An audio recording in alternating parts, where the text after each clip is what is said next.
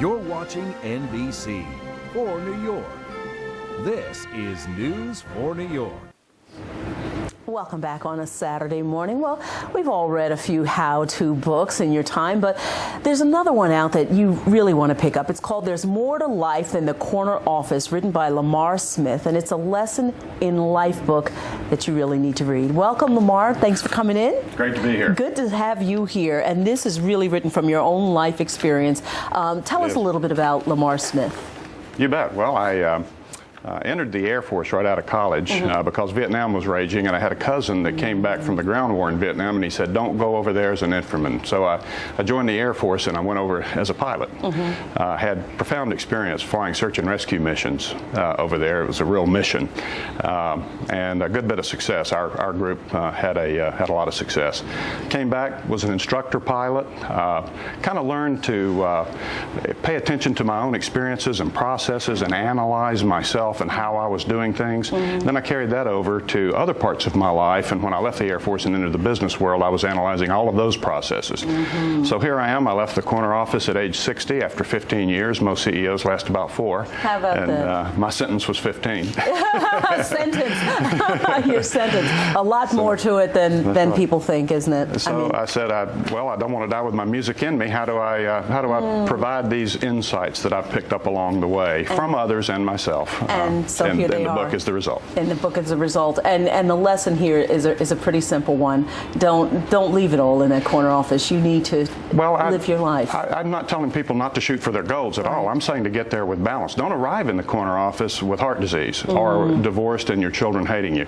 And the corner office is just a euphemism in the corporate world. It can be any major life goal. There are major goals in the academic world and the clergy world and the entertainment world, the arts. Many. So shoot for your goals, but don't give up your health and your well-being and other important parts of your life. I divide life into physical well-being, intellectual well-being, emotional well-being, financial well-being, and spiritual well-being. You can't live well indefinitely without having all of those addressed to some degree. And exactly. Now, your character in the book found a mentor, and a very unlikely mentor at that. Who was your Al Crafton, the person who helped guide you? There have been several. I ran into David Schwartz, who wrote the classic bestseller, The Magic of Thinking Big. He was a college professor of mine, and I took courses from him. He got me to thinking that what you think about and how you view things is really important. But more recently, a good friend named Bill, who has a name very similar to Crafton. He's about my age, but he's so much wiser. He's been a big part of my life, and I borrow heavily from his wisdom. And your life has changed dramatically since then. You have left the corporate world and traded that in for a nonprofit, and you're helping other people. That's right. Tell us about that. Well,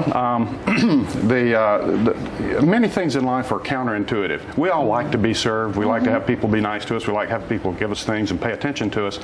But ultimately, that satisfaction is short-lived. If you really want to live a life of significance and purpose and joy and connection, figure out how to serve others.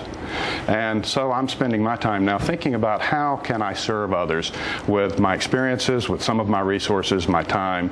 How do I improve the human experience and give opportunities for others who really want to avail themselves of those opportunities? So if you were Lamar Smith to leave our viewers with a few thoughts this morning, what do you think that people should come away with? Well, we all want to live a life of significance, purpose. We want our lives to matter. We want joy, which is deeper than happiness.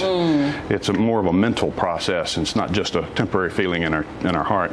And we want connection with other people. There are ways to do that, but it is difficult in this world with so many messages coming at us, so many things vying for our attention. So the process that you use to do that, to manage the internal voice, is very important. And I think your viewers should buy this book to start that process, to look at how to actually slow down a little bit and accomplish a lot more. Live life according to your uniqueness, not according to what the text messages coming in say you ought to be paying attention to. Point well taken, and with integrity. Thank you so much, Lamar Smith, for coming in. Again, the book is called There's More to Life Than That Corner Office.